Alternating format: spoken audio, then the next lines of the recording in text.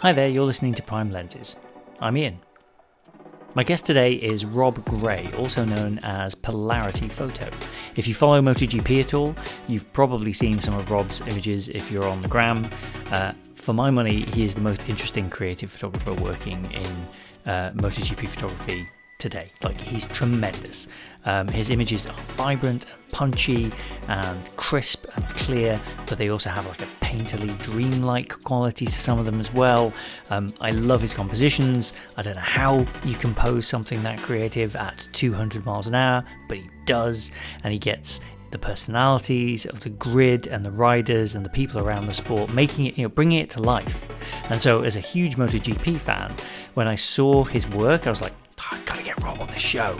And because he is a good sort, he said yes. So I caught him in the week before the beginning of the season.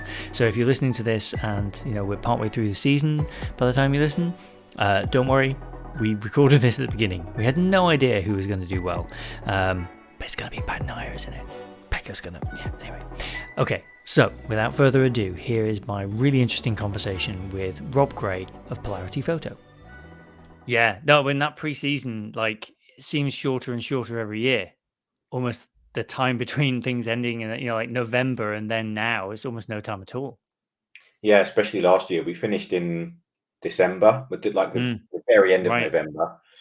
And then I actually went to Brad's wedding, one of the riders. So then Yeah. that was in South Africa. So Yeah. by the time I was home and stopped traveling, it was mid-December. And bearing in mind I'd left in September, Wow. you come home and you think, okay, I've got 6 weeks. Yeah. In the middle of that with Christmas and everything, it's amazing. You've got all these goals and think, oh, I need to get this done. I need to get this done. You got Yeah. real life, house, family, but Yeah. also your career goals and the Yeah. things that you want to work on, because Mm-hmm. you don't just want to turn up at round one and be the same person you were before, or the same, from a photography point of Yeah. view. So yeah, it's one of those. And then all of a sudden you're testing, and we've already been to Malaysia and Qatar once, so Mm-hmm. it very much feels like we're underway now, and I'm just trying to fit things in the gaps. Yeah. Gosh. No, that is, that's a lot. Unsurprisingly. I mean, I think outside looking, like I said, I'm a massive MotoGP fan. I did actually in 2011, Mm. I bid on the Day of Champions auction Oh, in awesome. 2010, and I did. So Andrew Northcott, Yeah, who used to, I think he's doing model photography and stuff now. I don't think he does the bikes anymore. he's finished MotoGP. Yeah, Yeah. But he was part of the furniture. I got that impression. He'd been doing that he missed the days of film when the day ended and you gave your bag of film to someone else and then you were off yeah. down the pub. And that So was great. did you go out on track with Andrew? I did. So Awesome. it was a weekend. It was a weekend of spending him reassuring people that I was supposed to be on that side of the rope, because I was in the garage. It was Casey Stoner, Andrea Dovizioso, and Andrew and Danny Pedrosa. Sorry, and Yeah. they were when they had the three bikes in the Honda Wow. garage, and that was amazing. Like being stood next to Casey's bike when they turned it on and feeling that thump of the exhaust on your chest. Yeah, yeah. And just the power coming out the back of that thing. Oh, it's an amazing weekend. It was incredible. It was in Brno. You know what? Which is That's so weird, because I think I would have been in the crowd at that point, oh and wow. it might have been.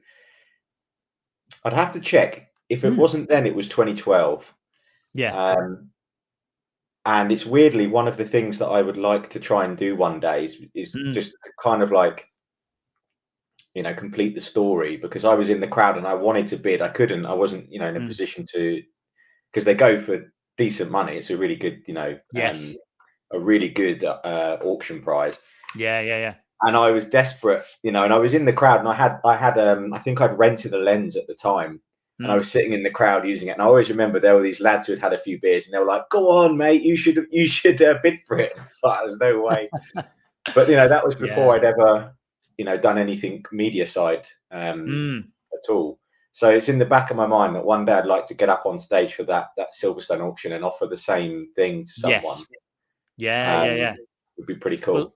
It was incredible. I remember like my wife, now wife, was my girlfriend at the time, and texting her from the Day of Champions and going, I may have just bid £1,700 to, but and basically selling it on the basis of like people had bid 2 grand just to be on the grid, Easily, yeah. and so That's it was actually, actually excellent value. yeah. No, absolutely. Yeah. So was it a one day thing you did? It was the whole weekend. So you basically had to get yourself to Wow. Brno. Friday, we could have sort of a wander around like the media area and get your passes and stuff like that. It was Saturday was shooting with Andrew. And then Sunday was shooting like on your own, but I still could go trackside. But he had a Yeah, job to do Sunday, right? So it yeah, was like, but and I turned up with like my Nikon D40 and my stepdad's borrowed 40D, right?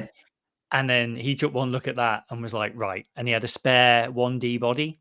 yeah, And so we stuck a prime on that and went round on the scooter for the weekend. And I got to play with those like 200 and 300 mil primes. And he basically just said, he was great. He was just like, put your memory card in.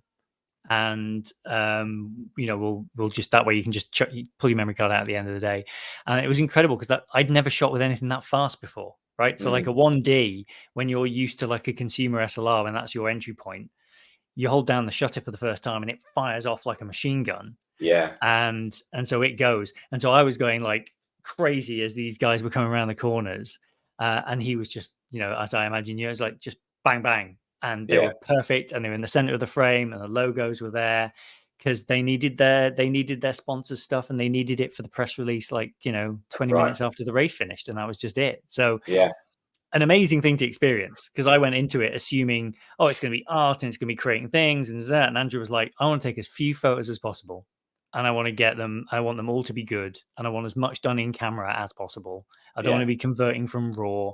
I don't want to be like none of that. It's JPEG straight out of camera.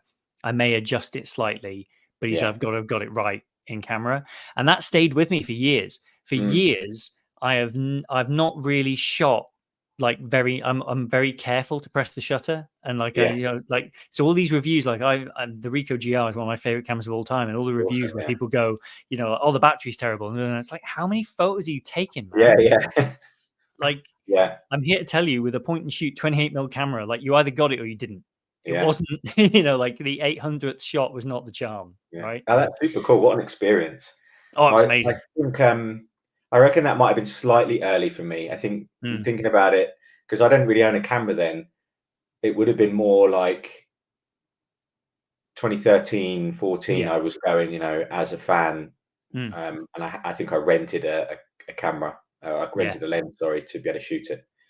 But Yeah. yeah, I've definitely been there. Yes. Yeah. Oh, wild. No, brilliant. Brilliant stuff. Well, you mentioned there being in the crowd like 2012, 2013. You borrowed a camera.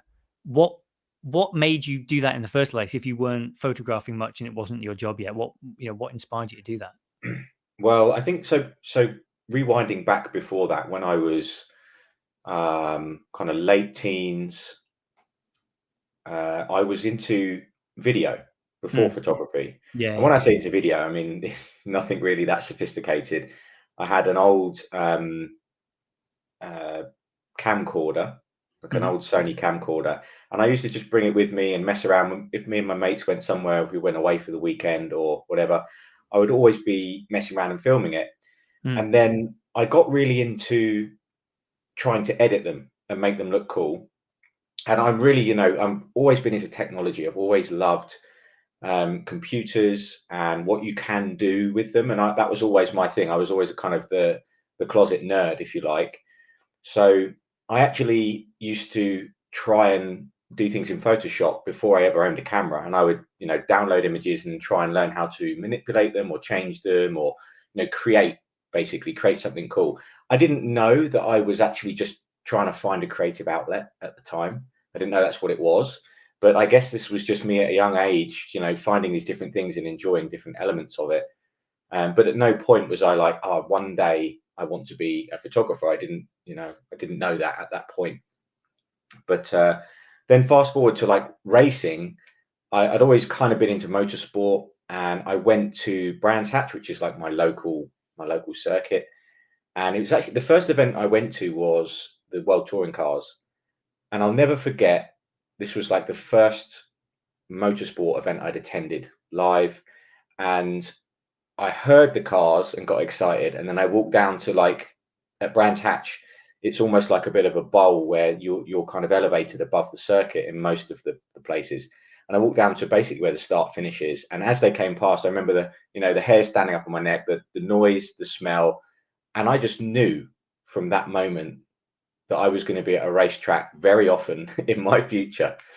And I started going back to brands, not just for cars, but also for bikes. I got into British Superbike, and I would go there, for the weekend, camping, barbecues, have a few drinks, enjoy it, and just basically enjoy the racing.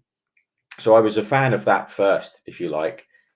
And then I can't remember exactly how it happened, but I borrowed a friend of a friend's camera because I wanted to try and, take some pictures. And it kind of started there. I went to the track, I took some really bad pictures, and I did my usual thing of doing some research and trying to work out, well, what are you supposed to do? How do you do this? You Google and you look on YouTube, whatever. There wasn't a huge amount around actually at that time, but I became obsessed with learning it, and definitely my angle was more the technology side. I was more like, look, there's this device in front of me here, and if you learn how to work it, it will give you better results. And that was definitely my in. That was where I started with, like, okay, if I turn this button, it does this. If I change this, it does this. And that was literally the stepping stone to me kind of getting into what I do now. It's tremendous. It's so cool, isn't it, when something takes you like that and you're just like, you don't know what, you don't know it was missing. You didn't know it was missing. And then Yeah. suddenly you're like, oh no, I'm a goner. Like it was, Yeah. I was the first person I interviewed for this is a guy, Danny, who I know. We've bonded over the years over Leica M's mostly. And I remember I got my first M, and you kind of hear people talk about it like talismanic quality. And you're like, yeah, whatever, it's a camera. And then you lift it to your eye that first time and you press the button. You're like, oh no, I'm a goner. Yeah. Like this speaks to me. I get it. And just, yeah, I've actually used my M to photograph at Assen. Oh, wow. It was hard, but you Yeah. cheat. You zone focus. You zone focus Okay. and Yeah. stick a long lens on, and then as Yeah. long as it's sunny, you're all right. You get away with it. Yeah. But you're doing a different thing. But it's really cool to hear that, like, that was the start. And how long was it after you picking up that first camera and doing that, borrowed lens, beg stealing and borrowing basically to get started? How long until you know picked it up professionally? And what were you doing that you had to kind of stop doing to do this? Well, it was a few years, so I would still go along and enjoy the racing. I would still go as a spectator and enjoy the super bikes. But then my focus became more around, well, how can I take a better picture? So instead of like walking around the circuits looking for a cool place to sit, it would be like, oh, well, this looks good. Or if I'm honest, the first thing I did was look where the other photographers were, just like everyone else does. You kind of see, okay, they're all gathering here. Maybe this is a good shot. Um, and so then, yeah, I used to go around and try and find, there were other circuits kind of local to me as well. There's like Thruxton's not too far away. And I used to go up to Silverstone, did Donington a few times as well. So I would go to these other circuits with the aim of taking better pictures. And honestly, I never said to myself, this is what I'm going to be doing for a job. Never, because it seems way too far out of my reach. I was working in IT at the time, and I'd had a number of jobs, had quite a long career in IT. I'd done things like software testing, user requirements, building online systems, user research, all digital services, that side of things, and even some stint around support and infrastructure. So lots of different roles within that IT world, and certainly, I loved it when I first started. That was what I was into. I was into computers and technology, and that was super cool. The photography thing just kind of started catching up, and I used to take holiday to go away and take photos of bikes. So let's say, for example, there was a race on at Silverstone for the weekend, then I might take the Friday off, drive up there on the Thursday night, and then I'd be able to shoot Friday, Saturday, Sunday, drive home, and then go back to work on Monday. So it kind of that went on for years. But like I said, I never really said this is going to be my future. This is going to be my job. I think kind of what happened was that I started doing quite well with the photography, started meeting new people. I got my first kind of media accreditation for events, and I started networking a little bit. And then I got to the point where I was kind of doing both jobs, but they were both being sacrificed in some way. You know, I wasn't able to fully commit to the photography because I had a full-time job. So if I was approached by a potential client or anything, I would always have to say, actually, this isn't my full-time job. I'm doing something else. And that would happen quite often. So there did come a point where I had to make the leap. I had to make the decision to go. And that came around in the end. It was kind of just after COVID, around COVID time. So still fairly recent. Yeah, wow, that's brilliant. You had to run though the side by side is a real challenge, like the transition of the side hustle into the main hustle. Yeah. I Yeah, think a and lot of people do. I yeah, think it's yeah, reality, no, for it's sure. quite a chicken and egg situation, but you can't just put your hand up and say, "Oh, I'm going to be a photographer now." Yeah, Where do I apply? yeah, It's it's totally, most people are self-taught. Most people will spend their holiday or their time off going to the track and learning and trying to get better and then trying to meet people and having to balance that. I'd say it's quite common. yeah, definitely. And I would say like your work has a maturity to it that doesn't suggest that you've been doing it for like as short a period, relatively speaking, as that. Like it's incredible to see. Like you've got.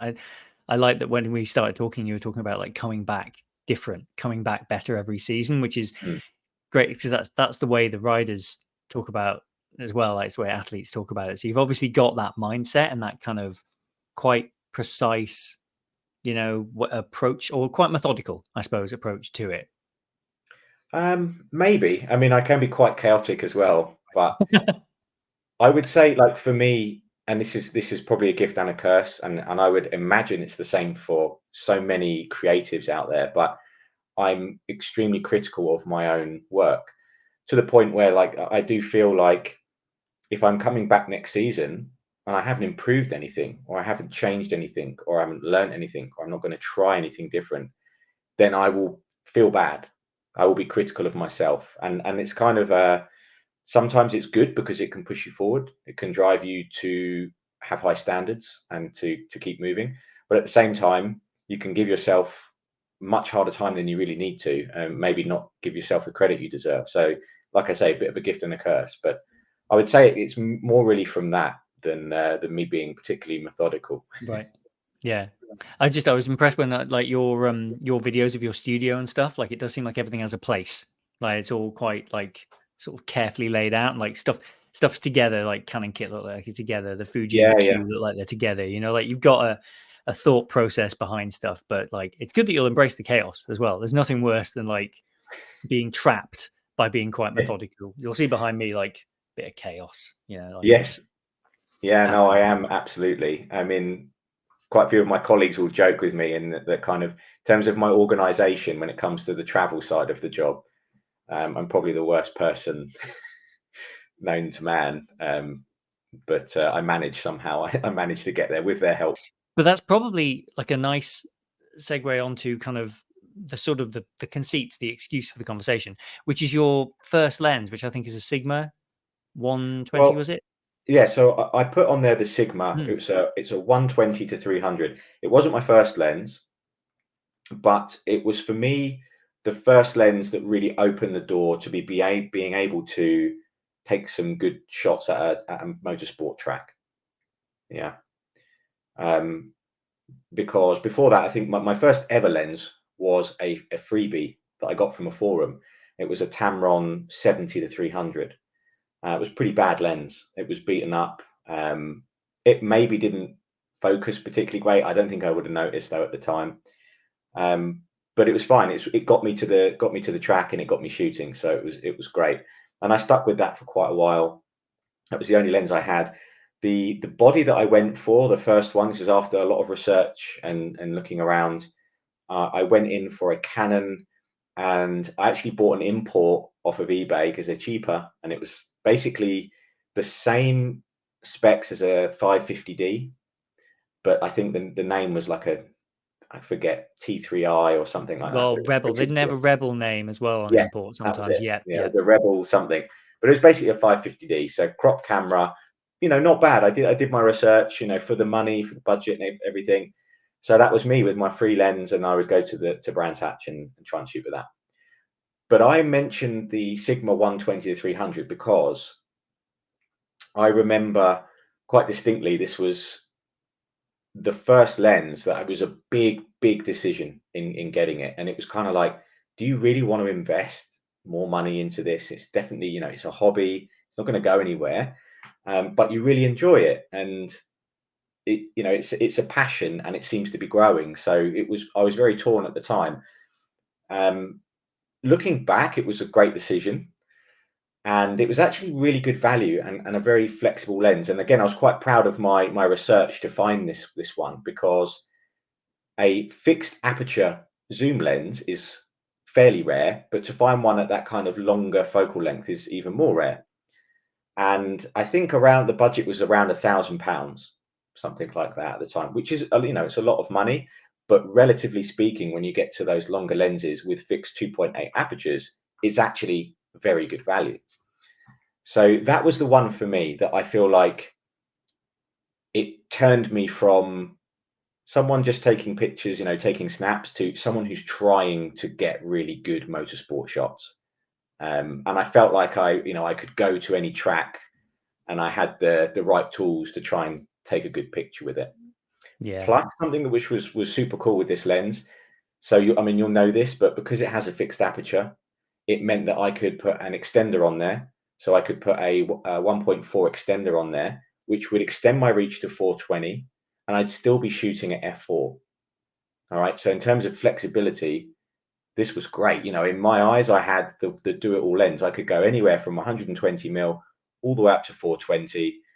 And this was on a crop body as well. So I had a 1.6 crop factor on that. So in terms of like reach and flexibility, it was great. In terms of the budget, it was one of the better options. So I feel like for me, that was the one. That was the one that kind of got me rolling. Yeah, that's lovely. Do you still have it? Is it got, or No, is it long gone? Yeah. yeah, it's long gone now. I do have a photo of me using it, which is Yeah. I like Oh, to look at it nice. every now and then, because it's young me for a start, but then I've got the lens, and I'm shooting it through the fence Yeah. at Silverstone, Oh, brilliant. and yeah, it just brings back cool memories really of trying to get better pictures. Yeah, of a simpler time as well, presumably, because I imagine that was the last time you could travel light, like truly travel light, I Yeah, guess, because now yeah, must yeah. be a world of difference. What's your Well, kind of weekend setup look like now? it's monstrous. Yeah. Probably, yeah. I mean, it's wild. I can share some photos and stuff if it helps, but yeah, I'll be taking, at least I have two bodies plus a fixed um, camera. So I have two Canon R3s, and I also take a Leica Q3 with me, and I have all the primes, 35s, 50s, 85s, 135s, 70 to 200 as well. Off-camera flashes, two or three of those, light stands, soft boxes, modifiers, reflectors. Um, yeah, you name it, basically. Yeah. It's all there.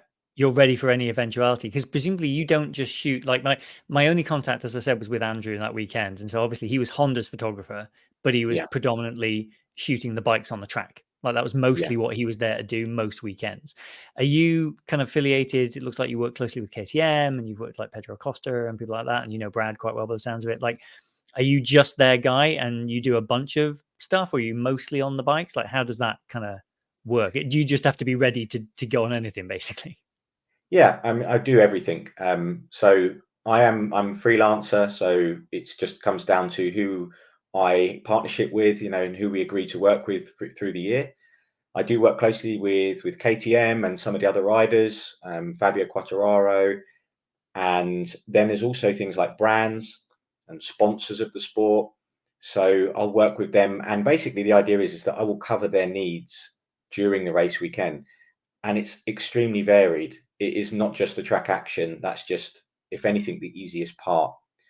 There's obviously there's portraits. It might be maybe a sponsor, for example, might want some photography work done. If there's a new sponsor for a team, it could be oil, it could be anything, spark plugs, chains, um, energy drinks, whatever it might be. They might need photo shoots with the riders. Sometimes you have to do, like a good example would be the safety fleet cars for BMW. I look after them as well. And at the end of the day, they're trying to sell cars. So we'll do like fleet shoots at the start of the year where I'll either be in the back of a car doing the tracking shots, or I might be up in a cherry picker doing like a big fleet shot. And then we try to get the riders interacting with them as well. So we'll have like planned shoots for that. It's extremely varied. You could also, I guess, describe some of it as documentary. For example, if a rider has to go to a fan zone or a signing session, then sometimes I'll go along with them and I'll document that, and we'll be getting pictures of the fans. And if we're up on stage, for example, Silverstone being a really good example where they do the Day of Champions, I'll always make sure that, if my clients are up on stage there, then of course I'll be covering that for them as well, so that they can use it for their socials or whatever it might be. So it's extremely varied, and hence why the equipment list kind of grows, because as much as I would like to travel light, I could find a reason to bring all this different kit for all the different types of shoots you might need. And it changes. Each race weekend I'll have a different brief. I'll have a different job list. Today, for example, I spent an hour just going through my prep for next week when we go to Qatar. And I have a scheduled timetable. We have, because it's the start of the season, we have all the team shoots that need doing. So we like to block those in. And I have some other shoots that are going to be out on the track. And you need to negotiate time slots for those to make sure the track is available and all those kind of things. So it's very varied.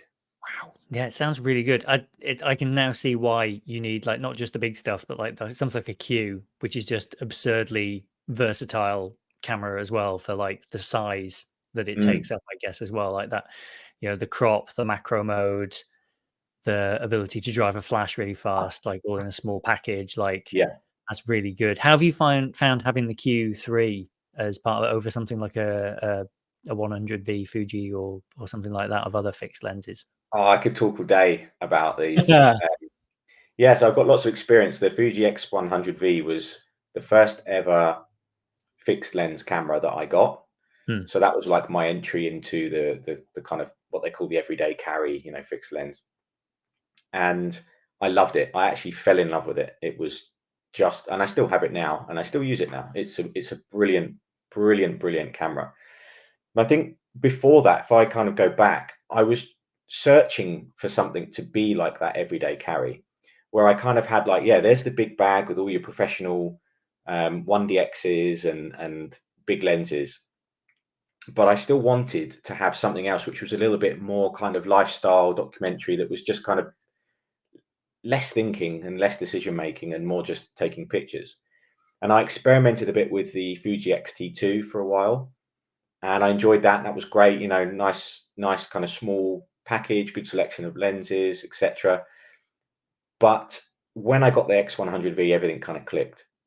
That was for me the first time where I realized the benefit of shooting with a prime lens, for example, where you don't have a zoom, and then secondly, where you can't change the lens.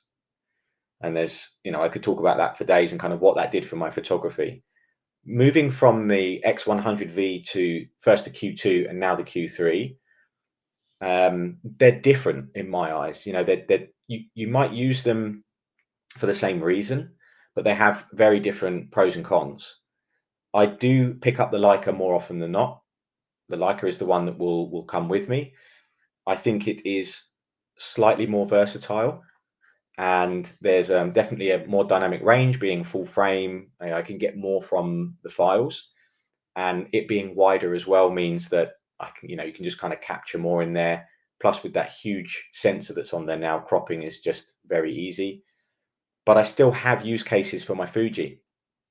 For example, I mean, it's noticeably smaller, and you can just put it in your pocket, and you've got this, like, what is it, 28 megapixel, Yeah. 35 mil beautiful camera with amazing JPEGs straight out of camera that you can put in your pocket.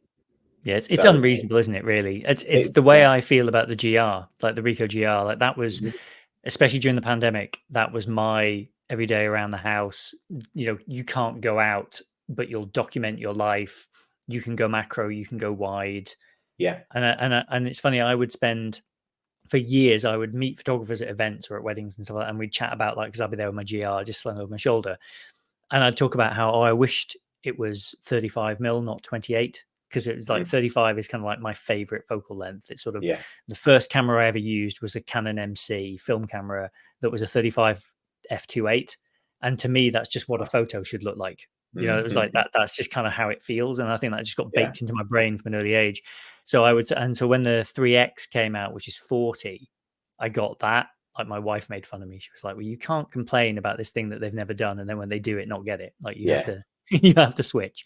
And so I did, but I don't think I ever really loved the 40 mil version quite as much somehow. But it Right. is unreasonably good for the Yeah. size, right? Like it's that having something that's quick to start up, really great image quality. In the case of the GR3 IBIS as well, which is quite handy for like chasing little people around. But you can Yeah. get really creative with it, and it feels like there's no all the pressure's gone. There's no lens switching. There's no like, have I got this set right? Like, just you've just got to turn it on and go. Yeah. And you know, and yeah, Fuji's film simulations are just unreasonable.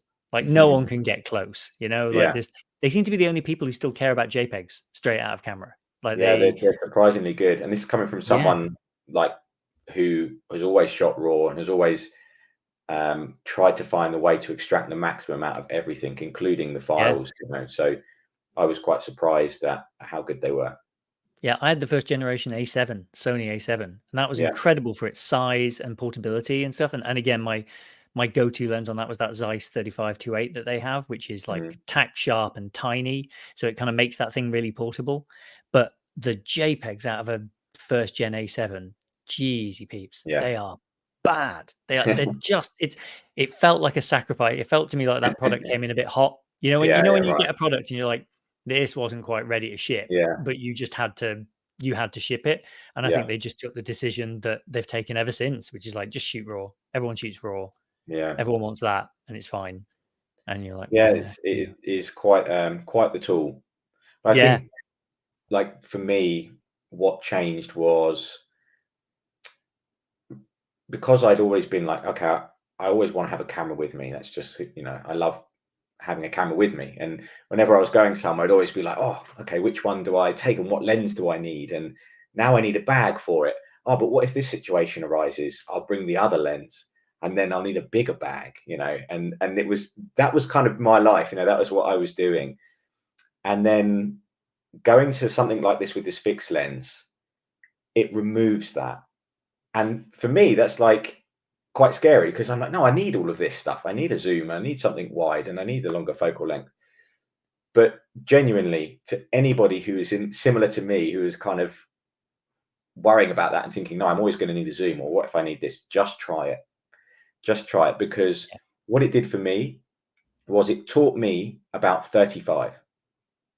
I learned about 35, and what I mean by that is I found shots that worked really well, and I found shots that didn't work so well. And I learned how to play to those strengths. And I walked away kind of knowing, I felt like, yeah, 35 is like something I've now got in my locker. I felt like I'd learned something new. I had a new tool. So even when I was using a zoom lens on a shoot or whatever, knowing what looks really cool at 35 helped me. And then I took that same approach for the other lenses that I then in the future got. So when I got a 50 and when I got an 85, I learned what looks super cool with them and what works with those particular focal lengths. And the net result at the end is that I feel like I have greater knowledge. I have a better understanding of the focal lengths. So that's what kind of the Fuji did for me. mm, First of all, it reduced the kit bag, it reduced the decision making, it got me out there taking pictures when I wouldn't have had a camera on me previously, which is what we all want. That's the goal, right? If you can get pictures that you wouldn't normally get, then it's a successful camera. And then kind of as an extra bonus, I felt like I learned a lot about the focal length and it forced me to shoot a certain way. I had to move to where I needed to be to get the shot instead of zooming. And yeah, so for me, it was like a great step for me. And now I would never be without some kind of fixed lens, camera. Hence the Leica that I have on me now. Yeah, I can see that this doing these series of interviews is going to be very expensive. Like I'm going to end up talking because I have a one camera rule. Like I try and because it's for that same reason that you're talking about of like the stress that comes with like, well, am I using the right lens? Am I doing that? So I've Yeah, compromised on that a little bit. So I have an M, and I will swap lenses around rather than swap bodies and swap cameras. I think if I had two cameras, I'd get stressed. Now that they're obviously the exception there is my instant cameras, but there's a shelf of yeah, them. right. And yeah, let's not get into my Polaroids and my Instax cameras. I Yeah. have a Sofort and a Sofort too. Like I'm in deep at this Okay. point, Okay. but they're both excellent. But yeah, so how did you find? Because the one of the pleasures of doing this is going and looking at people's portfolios and what they've done in their back catalog and things like that. Your series of like images and short videos where we were taking an M around Tokyo, it looked like that Yeah. looked like a real change. Like your body language was different, and like the things you were like, it looked like the things that were catching your eye and things you were curious about. Talk me through that, because that's a real busman's holiday. But was that quite a refreshing experience to use these things in a really different way? Yeah, absolutely. Yeah. I think previously with the Fuji, especially, and then the Leica, I was using it a lot when I was riding my mountain bike because I'm really into mountain biking. I'm not particularly good at it, but I like doing it. And the Fuji easily fits in the little kind of pack that I take. It was like no extra weight, and I found myself like riding this beautiful countryside and lovely. Sometimes you get really nice light coming through the trees, and so I started taking cool pictures of my bike, and I was like, wow, this is brilliant. I get to ride and take pictures. So that was kind of the most common use of the Fuji. And then whenever I'm going to a circuit, now obviously these are all around the world. They're like some really cool places. We don't often get time away from the circuit, but occasionally we do, especially when it's either a really long haul or there's like a back-to-back race. We tend to leave the first race and go immediately to the second destination, and then you'll end up with a day off, or a free day in between the two. And this is where something like I'd end up using the Leica Q, and Tokyo is so wildly different to anything else that I would normally be doing. Just taking pictures of my bike in the woods, or going for a coffee somewhere in England. It's just so vibrant, and everywhere you look, there's kind of like a photo opportunity. Interestingly, the first time I ever took pictures in Tokyo, I did have a DSLR. I didn't own a fixed camera at that point, and that was a bit of a pain. It was I had the backpack, and I had a big 1DX with a 16 to 35, quite a bulky set of kit. Lovely pictures, and that was really cool. But the difference when you're using something like the Q, doesn't have to be a Leica, it could be any of the ones we've talked about, the Yeah, Fuji, the Ricoh, whatever, is you're kind of free. You can just move around like you normally would. People don't look at you, like you're taking a picture. It's just kind of you're part of the scenery, you're part of the furniture. And I feel like that enables you to really just do what you want, with the big body and the big lens. It always felt like I was staging a shot. It always felt like, right now I need to make sure I've got the right composition, and it's got to be at this time of day, or it's got to be like this with the person walking across the frame here, whatever it might be. The difference for me with something like the Leica or any fixed camera is you can be walking along and you'll see a nice like bit of light or a cool shadow or a good scene, and you'll just be there and you can just take the shot immediately. It just removes a lot of the stuff that slows you down and gets you straight to the good bit of taking pictures. So that's kind of it. I mean, that's a general, I'd say that doesn't just apply to Tokyo, but Tokyo is a yeah. bit of a playground, because it's just lots of lights and really exciting kind of look, and it's just so different. Yeah, I think when you see whenever you're somewhere unfamiliar, like suddenly you see the world differently, don't you? Like whereas like the first we moved to the Highlands and the first few months here, just just trees, all the trees, all the light, Mm. all the like incredible things. And now I'm just finding myself, I was in London for the weekend a couple of weeks ago, and it was like, it's actually quite nice to photograph something that isn't a tree. Like Yeah, as right. beautiful as the Highlands is, it was Yeah, quite nice to photograph some dirt and yeah, some peeling posters off a wall, and the shard surrounded by cloud, and sort of completely yeah. different thing. So from a kind of really light setup, because we've touched on your second of your three choices that you were going to talk about today, we've touched on the Fuji already. The 400 Prime is the antithesis of that, really, isn't it? Mm. Of that kind of that small setup. But how does that like fit in? That seems like I looked it up. Like that's a special piece of kit. Yeah, absolutely. Yeah, so the reason I listed that one as my third one is I felt like I had to, because it is the workhorse. It is the bread and butter, and it is the most mandatory lens um, that I have. I'll qualify that. You do not need to have the exact one, but you do need a long lens. You need something with a lot of reach. And if you're going to go to a variety of different tracks with different layouts where you can't always predict how far away or close you're going to be to the subject, you need the ability to have a long focal length. So that's what I mean by that. And the one that I use at the moment, the RF 400 2.8, the Canon, is the workhorse. That is the thing that does 90% of all the work out on track for me at every circuit across the world. So I had to list it because it's just it's the workhorse basically. Yeah. And do you monopod that up, or do you hand hold it like slung across your Yeah, back? Like how do you? I Yeah. do monopod that, but you don't have to. Mm, Plenty of my colleagues who also shoot the same thing will handhold. I'd say nowadays it's more common for newcomers, and youngsters, should we say, to handhold. The cameras and the lenses are getting lighter. The technology and stabilization is really good now. I learn by using a monopod, and I've tried hand holding it, and I can do it. But for me, it's actually how I shoot. I didn't realize this until I tested without the monopod. But quite often, what I will do is I'll get to the spot which I want to shoot, and I'll set up. And the reason I like the monopod is I get to choose the height of the shot. So let's say, for example, that it's a bit better to be lower on this particular shot, or higher. But let's say it's a lower shot. If I was hand holding, I wouldn't be able to stay in position and hold it lower while I wait and wait and wait for the subject. So with a monopod, I can just set it at the correct height and wait. Then when I hear the subject or when I see them coming, I can then put my eye to the eyepiece and pan them in and shoot. So for me, it's kind of my style. It's like I like to compose the shot, make sure that I have tick all the boxes, clean background, that sort of thing. And the monopod helps me do that without having to stand at a stupid angle and like break my back doing so. I think there are definitely some downsides to using the monopod, and I notice them more on a Sunday than I do any other day because they slow you down.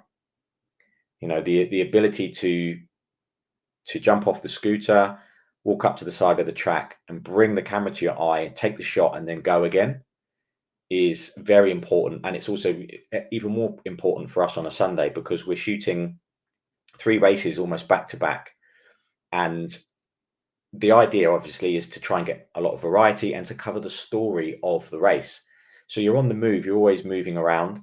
And if for me, it takes me an extra, say, 45 seconds per stop, and you times that by 12 or 13 stops during a race, I've lost considerable amount more time than you have, where you're just taking the camera straight to your eye and taking that photo. yeah. Yeah. Of And course. you'll end up where you want to be faster than I will. So there's a downside to using it, but I've tried both, and for me, I will use a monopod because I believe like the way I compose my images and the way I like to kind of set things up um, suits that style of shooting. Yeah, yeah. No, I think if you find something that works, like change it at your peril. You've got that setup, you've got that approach. Have you found that having the Saturday, like the sprint races now, is changing your weekend quite a lot? Because it's obviously it's asking the teams and the riders to do quite a lot more, which I Yeah. don't know that all of the audience necessarily appreciate. Presumably, it's a lot more important track time you've got to catch.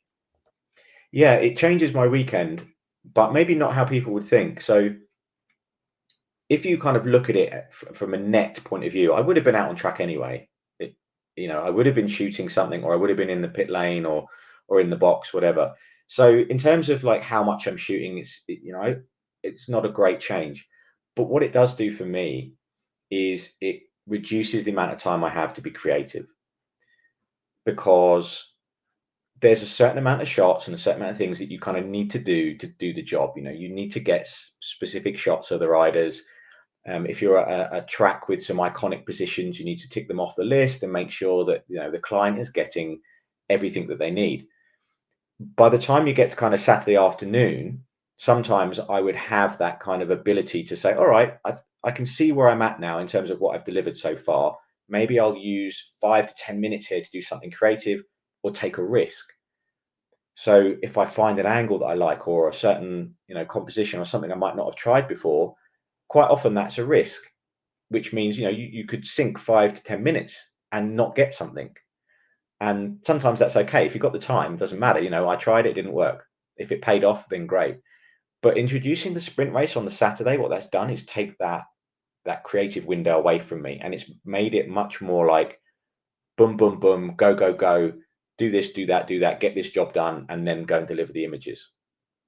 So that's really the main change for me. If I look on the positive side, though, try not to be too negative, there are some positives in that it gives us two opportunities to shoot the grid. Okay, so that's really good, because that's a one-off normally on a weekend. It's a one-off event where you get certain shots of the riders when they're preparing to start the race. So you get two shots at that, which is nice. You can try two different things. And also the race start, another one of those one-off occasions during a race weekend, and you get two opportunities. So depending on where your clients are in the group, in the pack, then you can maybe roll the dice a little bit more, and you can say, hey, you know what? I got the standard turn one shot where everyone was in the group yesterday. Now I'm going to go and do something cool. I'm going to try something and Yeah. potentially risk not getting a good shot, but maybe getting something great instead, which I did a couple of times last season, and sometimes it paid off. Yeah. No, nice. I guess also some of them might be in different, like quite wildly different positions on the grid, depending on Oh like the yeah. sprints. The sprints have really rewarded some riders far more than others. Yes. Well, I mean, the grid positions tend to remain the same, but um, the outcome of the races is Yeah. completely different. So the story of the race and where you might be is completely different. Also, you don't want to deliver the same perspectives, the same angles both days in a row. So we try to come up with a different plan each day that sees you extracting the most that you can from different areas of the circuit. Some of it you might have to repeat. It's just, if it's for example, let's say last corner at Thailand, and during the last 3 or 4 laps there's a close battle for first, then there's only really a couple of spots you want to be at the end of that race to make sure that you get the photo finish, so to speak. Yeah. Yeah. So there's a few places that you have to repeat, but otherwise you'll always try to do something different and to move Mm, around differently, or work a different part of the circuit. yeah. Oh, cool. We've had a lot of change recently as well, like the new guard, the switching of the guard in the pandemic, and Mark being out for a long time. Pecco's now a two-time world champion, seems fairly unstoppable. Pedro is coming in. He seems like the real deal. Holy smokes, people don't get on MotoGP bikes and look as Yeah, comfortable as that, as quickly as that. He looks right. amazing. Who is there anyone you miss who's not on the grid anymore? Like the likes of your Cal Crutchlow's and going back a bit further, or I guess because your timing of coming in probably times with some of these guys coming up from Moto 2 Yeah, and the likes. yeah, absolutely. I mean, I was always a Cal fan. That's Mm, I was a big Cal fan. So it's always good to see him on the track. He's been mm, testing this year actually, so that was quite yeah, cool. yeah. With Yamaha, he was in Malaysia and Qatar. Obviously, the big one who retired in 2021 would be Valentino Rossi. Mhm. He definitely brings a certain added kind of spice to Yeah. the weekends with the support that he gets from the crowd. And when he retired, I actually got some of my favorite images of all time. When during his last race and the last time he went back to Right. the box, so they were quite Oh, quite wow. big moments. Mm. But yeah, definitely, I think this year is looking really good. I think it's looking really good. There's lots of changes, lots of interesting dynamics going on, and there's a lot of fast guys on fast bikes, which is, Yeah. I think it's going to be quite unpredictable. Yeah. Well, I mean, the Honda seems far, far better than it was at the end of last season. Yamaha seem to have the right people in place, like that new engine, unsurprisingly, with a bit of Formula One fiddling from, on the new engine lead, seems to be doing the numbers. But Ducati just seem to have had a step up in a Mm, way that, they were talking about it, but it doesn't always show on track, but it's there. And you've got Trackhouse joining Aprilia, which injects a bit of, excitement and energy. No, I think it's going to be definitely. an amazing season. I'm looking forward to seeing Mark on a Ducati a bit more as Yeah. well. I think it was weird seeing him and Pecco Bagnaia talking to each other. That's very Yeah. strange. Just seeing them chatting Yeah. about the bike, and Pecco's like, "Yeah, you're still riding it like a Honda," Yeah. like Right. Yeah. throwing the gentlest of shade at Yeah. the guy who's spent his entire life on a Honda, pretty much. Mm. But yeah, Yeah, it's it's cool. really, really interesting. Is there anyone you're looking forward to seeing more of sort of this season to see what they do? I Obviously, think that for me, Pedro, I would say. yeah, Yeah, I think yeah, I really like his riding style. He, from a photographic point of view, he always looks fast. He always yeah, looks good on the bike, which helps. yeah. But just seeing him in person ride that bike the way he has done, the way he's got on it is amazing. And Mm, yeah, I'm excited to see him, and I'm very intrigued to see what will happen with Jorge and Pecco again this year. yeah. I think Pecco, as you said, he's certainly on form. He's a bit unstoppable at the moment, or Mm, unshakable, very consistent. mm, Jorge is extremely fast, and he's got a yeah, lot of hunger yeah. and desire, and I think that's going to make for a really good fight. And then with Mark moving to Ducati as well, I think it's going to answer a lot of questions for a lot of people. Mm, I yeah, don't think it will be as instant as a lot of people seem to say from the beginning, like, oh, he's from day one he's going to win the title or whatever. I might be wrong, and I think that's mm, one thing I love about the sport is that it's unpredictable and nobody really knows. yeah, But I think logically, I would imagine that it would take him a bit of time because mm, he has been riding Honda for so long, and the bike's completely different. He has to yeah. adapt. What made him good and what made him strong in the past. He'll have to adapt and lean into that on this bike. Mm, I believe he can do it, and I do believe he will be up the sharp end. I just don't know personally how fast that will be. yeah. And he's got a lot of other riders around him on That equally is good the challenge, isn't machinery. it? Yeah, Yeah, I always felt that about Danny Pedrosa, that like he should have been a world champion, but was just unfortunate that the likes of yeah, Lorenzo and a funny functional Valentino Rossi, and then Mark just turning up and winning his first season sort of set a mm, tone. And so always the bridesmaid somehow. Him and Dovi like just never yeah. quite got. Exceptional rider, absolutely Oh yeah, yeah. exceptional. I met him when I came to the grid that time. It was like 7 in the morning. Went into the Honda trailer for a Yeah, coffee, and there is Danny having his espresso with an awesome. expression on his face that says "Go away."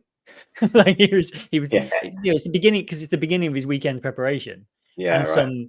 some very bright-eyed guy trailing around after the other guy comes in. And so Yeah. yeah, that was when I was taken in to shake the hand of the team principal to make sure it was still okay for me to be there. Okay, And he yeah.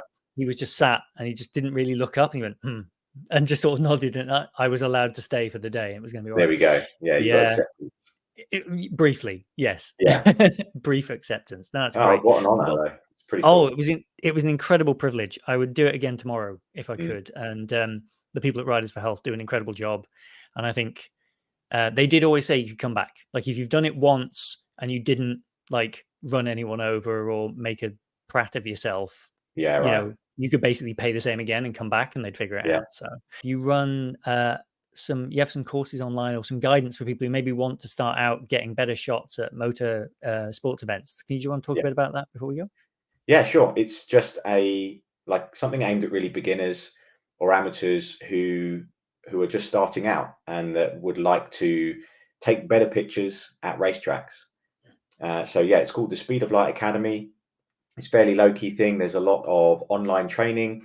Basically, you sign up and you get access to a library of training videos, which is me going through everything, right from the types of cameras to look for, the sort of features and functions, how to set them up generally, the starting point, and then all the way through the techniques you use at the track to editing the pictures afterwards. And then I've also got some kind of reverse engineering videos where I'll take some of my favorite images and break down how I took them, the settings that I used, the equipment that I used. So yeah, it's a bit of a library of stuff that you can dip in and out of, to hopefully get you to a point where you're enjoying your photography more and taking better pictures. Oh, that's so cool. It would have been really handy. I look back on my experience and like I was taking photos at that track. Like Yeah. my presence there was writing a check that my ability could not cash. Like there's no way. I found a photo that of Marc Marquez that I managed to get when he was still in Moto2 that I wish now, using kind of a bit of upscaling and a bit of sharpening, I can turn into more the photo I wished it was. Yeah, But right. like I missed it on the day. Like I cut off his front wheel. Let's Yeah. not Well, pretend. So that's the thing, when I was starting out, there wasn't mm, really a huge amount yeah. out there. There was generic stuff, but nothing that was really like saying, "Hey, you want to take better motorsports images? Check this out." And that was one of the things that I wanted to try and do, was to appeal and to reach that particular group of people. Yeah, yeah, no, there's a definite fustiness sometimes to kind of learning about cameras and photography. And like you read it, like I read it now after shooting for nearly 20 years and trying to be good at this. And it makes sense now, but it can't Yeah, possibly make sense to you when you're starting. Like you need a and mentor or you need someone. absolutely, yeah. And do you know what? I think so many people aren't very keen on sharing, and I don't Mm, know why. But when I was trying to learn it all, I felt like it was kind of wading through mud a lot of the time, mm, because a lot of the people who had cracked it and who had managed to do it, they weren't actually that keen to help and to share that info. yeah. So hopefully, this is something which breaks that mold and helps someone, basically go and take better pictures. Yeah, no, and I will like embarrass you slightly on the recording now, but like the photos you make are incredible. Like the range of they're not just the kind of very sharp, almost clinical to some extent, because you want, Mm. these are machines, these are it's bright colors, it's high contrast, it's hard surfaces, they're reflective, like that it sort of invites a more clinical kind of approach. But like your photos of, the riders and like Fabio or Abio as he looks in some of the photos, because he's in great nick, that man.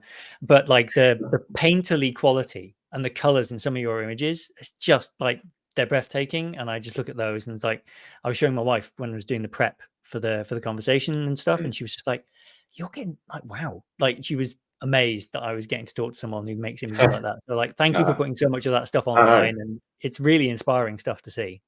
no, thank you. I appreciate it. And for me, the the thing that I remind myself of, and what drives me to try and take better pictures, is that motorcycle riding, motorbikes are cool, and you want to try and capture that and keep that in the images, because you can get very clinical, like you say. You can get quite, there's lots of generic shots out there of just a bike on a track, and honestly, a lot of them, it could be taken anywhere at any time of day or whatever. There's it's very easy to completely strip out the story or the coolness around it. If you remove the speed from an image, you don't know they were going fast.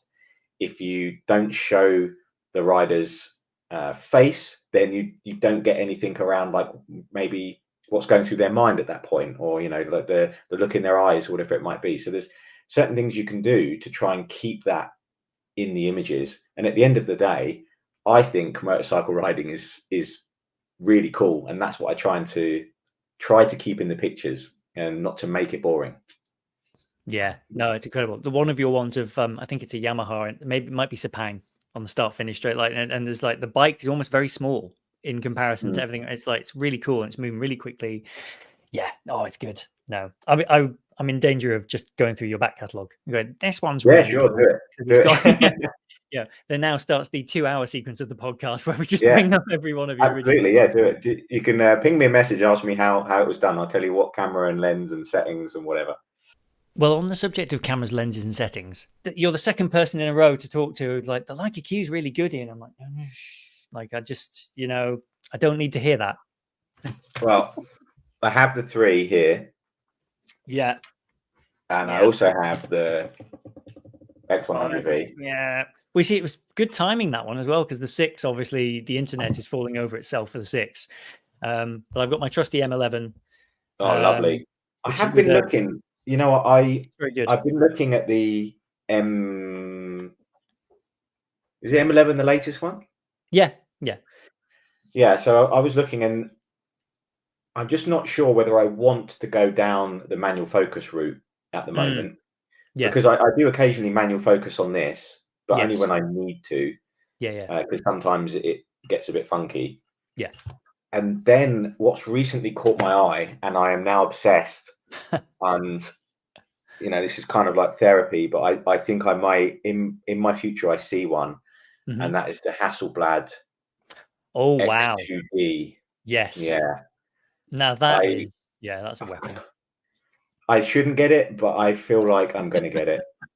Well, Um, the from a studio perspective, like your rider portraits and things that you do with like lights and stuff like that, there's a lot of creative potential in a medium format with different yeah, types of lenses. You could go full plat on there and get in very close with like a 135 mil lens and do all sorts of like really and the loop interesting shutter as portraits. well would be Yeah, nice yeah, yeah.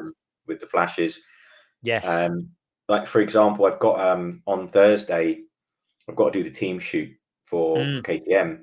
yeah, It's like 40, 50 people. It's outdoors. It's with flashes, yeah, but it's low light, yeah, so you'd need quite a slow shutter speed and all of this yeah, other stuff. And I'm thinking, oh, that would be so cool if I could, um, run the flashes at full power using the leaf yeah, shutter and have yeah, yeah, yeah. high resolution. But I don't know. We'll see. So I'm obsessed with researching it at the moment.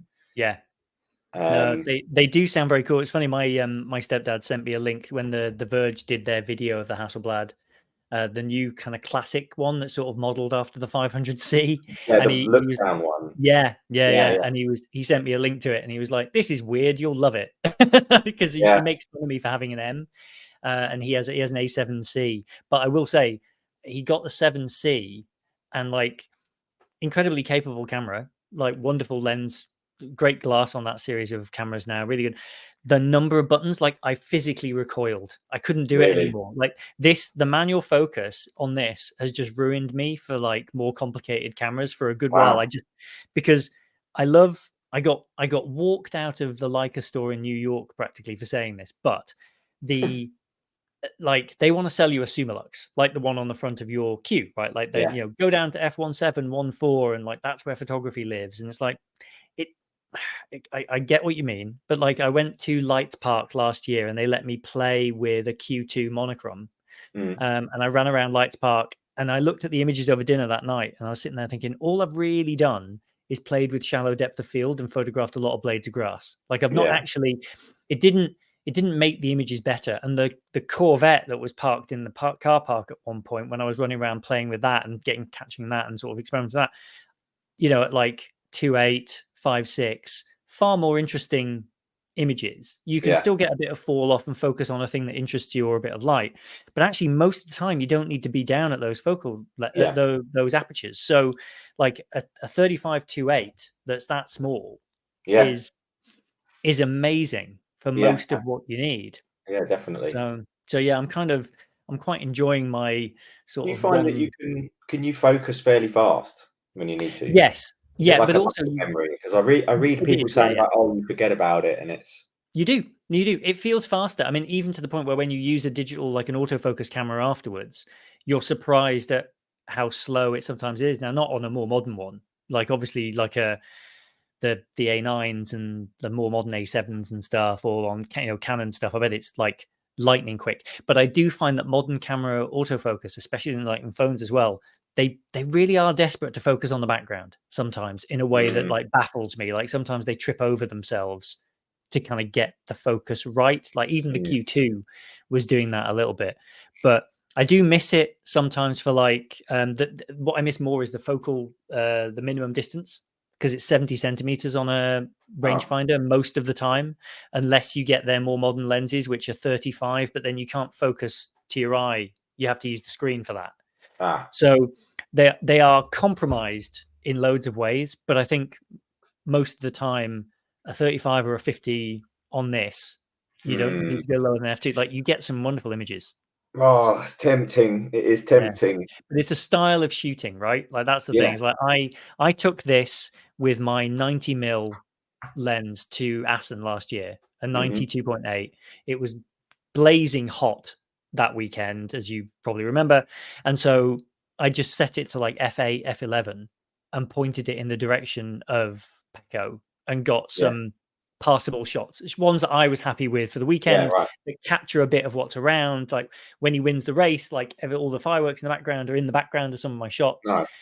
And like if I went more, because creativity is all about iteration cycles, if I went more, I would get more of that kind of Yeah. experience of, because you also need that experience of, like, it's like doing the TT and they say it takes 7 years to learn the track, right? Yeah. Like Right. you've got to go get the images back, live with them for a bit, and then go, oh, Absolutely. okay, you know. Yeah. You have to get it wrong before you get it right, and you don't learn what you like without experimentation. You have to shoot and shoot and shoot, and Mm, mm, until you start defining, okay, this excites me, this is cool, this is what I like, I'm going to do yeah. that again. And that's how you end up developing your style and your look, and Mm, mm, just getting out there, shooting, probably getting it yeah. wrong quite a lot if you're Oh, me.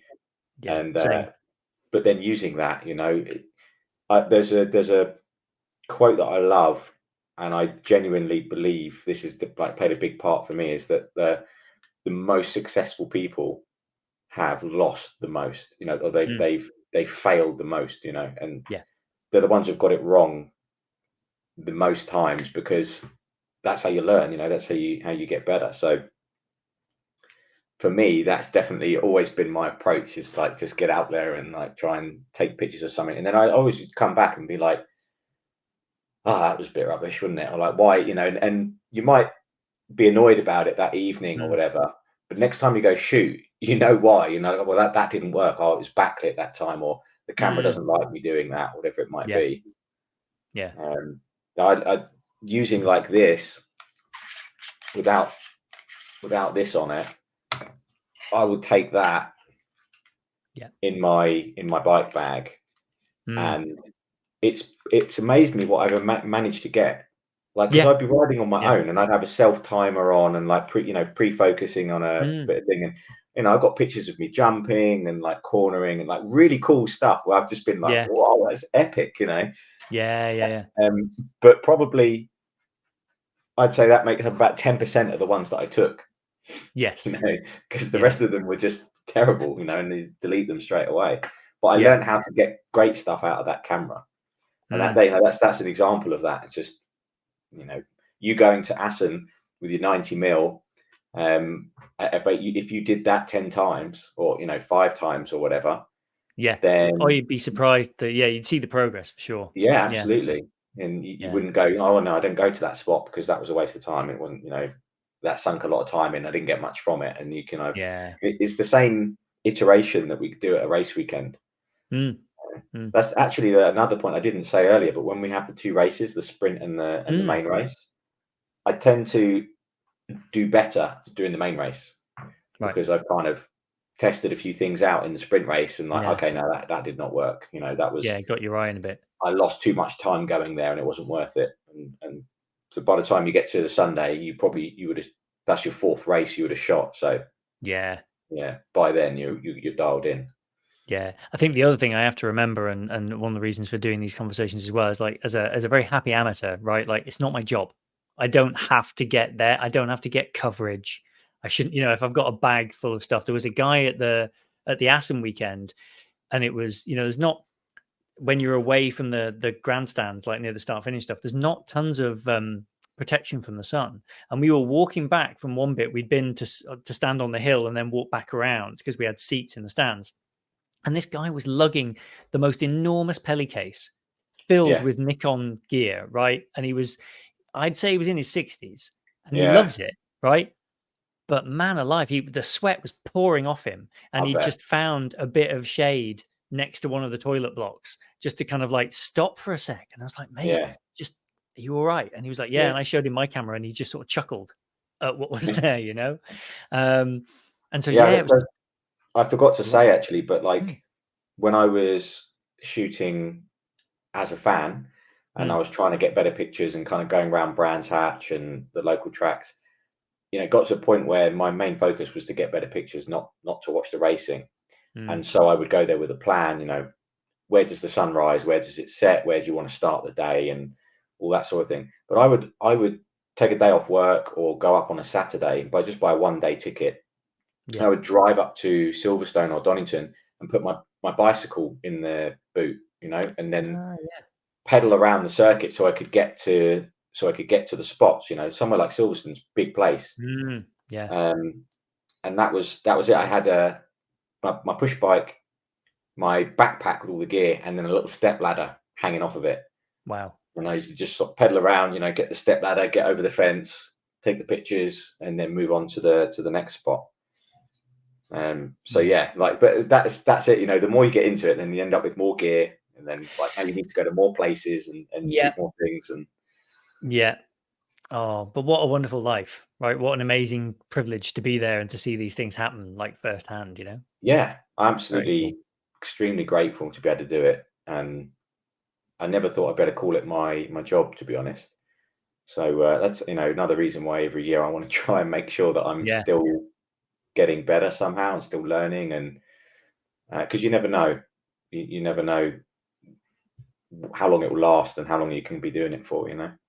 Yeah. No, it's incredible. I mean, I really loved that post you posted at the beginning of the year, just with like trying to whittle it down to all those photos on Instagram Yeah, and just the sense of like the joy and the acknowledgement of the great privilege that it is to be able to do yeah, it. I think that's to meet people who don't take it for granted, right? Like this is you clearly don't. And so I think yeah, that makes it all the nicer and fulfilling to watch as a fan of the work, right? If someone is also clearly enjoying it and they've not had enough, because like you meet yeah, people who've been doing something for a long time and like they're just like, you've had enough, right? Like, I work in video yeah, games, that's my main job, and the industry is filled with people who have like they've had enough, right? That the yeah, industry has absolutely. treated them, it's a hard place to work. It's um especially right now. But yeah, so yeah, that's lovely to Yeah. see. I mean, there's obviously, as with any job, there are hard parts and there are bits that you Mm, don't like as much as the good bits. I think that's normal. yeah. And the more you do it, then you can get a little bit weathered and seasoned to the experience. Mm, And you know, the good thing is that for me, at the heart of it, is I obviously love photography so much because mm, even when I come home and I'm not out there shooting, it's on my mind and I want to try yeah, and I'm a bit of a nightmare when we're out of season because I yeah. feel like I should be creating. Mm, Um, and maybe that's a bad thing sometimes, but I almost feel like a pressure to right. like, oh, hang on a minute, I've gone from high paced delivery, um, sharing content, delivering images, Yeah. creating to not needing to Mm, all of a sudden. mm, And yeah. I actually struggle with that quite a bit. I'm still trying to find out the right balance with it. But Yeah. the academy helps. The Speed of Light Academy helps Yeah. because Yeah. I kind of sink into that and talk to my members more, and we do a few kind of events Mhm. and competitions and stuff like that. But yeah, I do struggle with that feeling of like, I know I need to be out there creating. I need to be doing something. So obviously enjoy it and love it enough Mhm, mhm. so that every year I go back, I still want to do a good job, even though there are some hard parts to it, like with the Yeah. travel and the time away from home Yeah. and, Yeah. and those things. Yeah. Oh, super cool. Well, thanks again, man. That was a really great conversation. And Yeah, yeah, thanks for I having will me. edit it together. Oh no, it's an absolute treat. So I'll hit end record and yeah, I'll look forward to seeing your photos through the season. Have a great one. Thank you, mate. Take care. Thanks a lot. A massive thank you to Rob from Polarity Photo there for taking some time to talk to me about his favourite lenses and what got him started. So I'm really hopeful that he is now not feeling too stressed getting back out in the travelling circus that is the MotoGP, travelling around the world, living out of suitcases and following the most exciting motorsport on the planet. I'm only a little bit jealous, just a bit. Anyway, I hope you enjoyed it too. Thanks for listening, and we'll see you next time.